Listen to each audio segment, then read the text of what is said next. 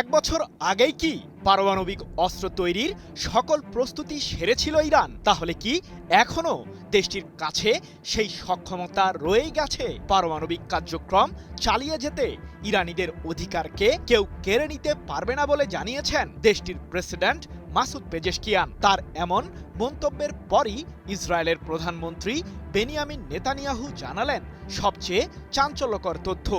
যদিও ইরানের সমৃদ্ধ ইউরেনিয়ামগুলোকে হাতিয়ে নেওয়ার ষড়যন্ত্রমূলক পায়তারা এখনো চালিয়ে যাচ্ছে যুক্তরাষ্ট্র। এত কিছুর পরও নিজেদের পারমাণবিক সক্ষমতা কিভাবে বজায় রাখবে ইরান?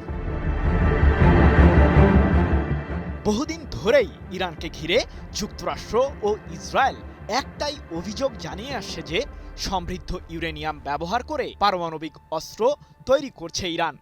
আর জাতিসংঘের পরমাণু পর্যবেক্ষক সংস্থা IAEA ইহুদিবাদীদের সাথে তাল মিলিয়ে বলছে ইরানের কাছে আছে 60%-এরও বেশি মাত্রার সমৃদ্ধ ইউরেনিয়াম। দেশটি চাইলে সেগুলোকে 90%-এ উন্নীত করে একাধিক পারমাণবিক বোমা বানাতে পারবে। শুধু অভিযোগ জানিয়েই সীমাবদ্ধ থাকেনি ইহুদিবাদীরা।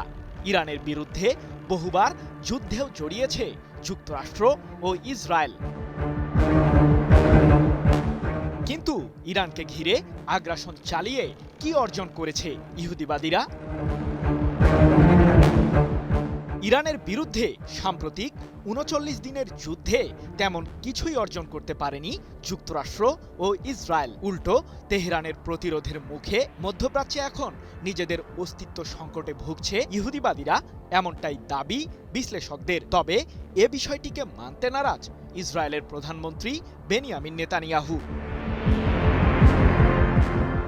গত ১৫ মাসে ইরানের বিরুদ্ধে ইসরায়েল আক্রমণ না চালালে পারমাণবিক বোমা তৈরি করত তেহরান, এমনটি জানিয়ে নেতানিয়াহু বলেছেন ২০২৫ সাল থেকে ইরানের উপর আমরা হামলা না চালালে তারাই আমাদের বিরুদ্ধে পারমাণবিক বোমা তৈরি করে হুমকি সৃষ্টি করত, যার সাহায্যে ইহুদিবাদী জনগণ ধ্বংসের দ্বারপ্রান্তে চলে যেত। ২০ এপ্রিল এক প্রতিবেদনে বিষয়টি নিশ্চিত করেছে ইসরায়েল ভিত্তিক সংবাদ মাধ্যম দ্য জেরুজালেম পোস্ট।